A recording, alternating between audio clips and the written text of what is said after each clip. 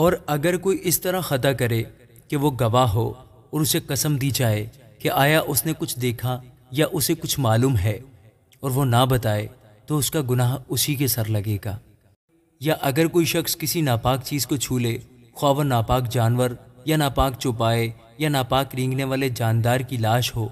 تو چاہے اسے معلوم بھی نہ ہو کہ وہ ناپاک ہو گیا ہے تو بھی وہ مجرم ٹھہرے گا۔ یا اگر وہ انسان کی ان نجاستوں میں سے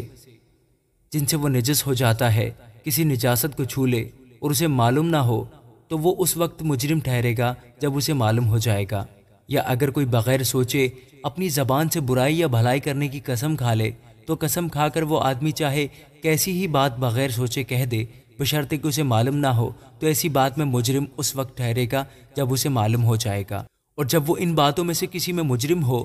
تو جس امر میں اس سے خطا ہوئی ہے وہ اس کا اقرار کرے اور خداوند کے حضور اپنے جرم کی قربانی لائے، یعنی جو خطا اس سے ہوئی ہے اس کے لیے ریوڑ میں سے ایک مادہ یعنی ایک بھیڑ یا بکری خطا کی قربانی کے طور پر گزرانے، اور کاہن اس کی خطا کا کفارہ دے۔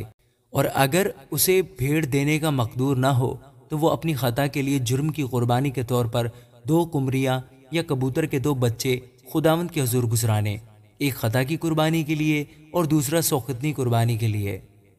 وہ انہیں کاہن کے پاس لے آئے، جو پہلے اسے جو خطا کی قربانی کے لیے ہے گزرانے، اور اس کا سر گردن کے پاس سے مروڑ ڈالے، پر اسے الگ نہ کرے، اور خطا کی قربانی کا کچھ خون مذبح کے پہلو پر چھڑکے اور باقی خون کو مذبح کے پائے پر گر جانے دے، یہ خطا کی قربانی ہے۔ اور دوسرے پرندے کو حکم کے موافق سوختنی قربانی کے طور پر چڑھائے۔ یوں کاہن اس کی خطا کا جو اس نے کی ہے کفارہ دے تو اسے معافی ملے گی۔ اور اگر اسے 2 قمریاں یا کبوتر کے 2 بچے لانے کا بھی مقدور نہ ہو تو اپنی خطا کے واسطے اپنے چڑھاوے کے طور پر ایفا کے 10ویں حصہ کے برابر میدہ خطا کی قربانی کے لیے لائے،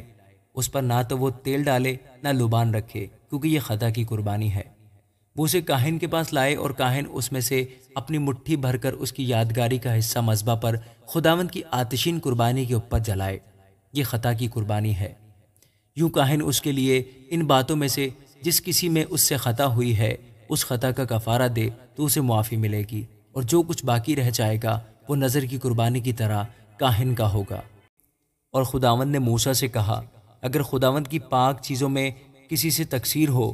اور وہ نادانستہ خطا کرے تو وہ اپنے جرم کی قربانی کے طور پر ریوڑ میں سے بے عیب مینڈا خداوند کے حضور چڑھائے۔ جرم کی قربانی کے لیے اس کی قیمت مقدس کی مسکال کے حساب سے چاندی کی اتنی ہی مسکالیں ہوں جتنی تو مقرر کر دے، اور جس پاک چیز میں اس سے تقصیر ہوئی ہے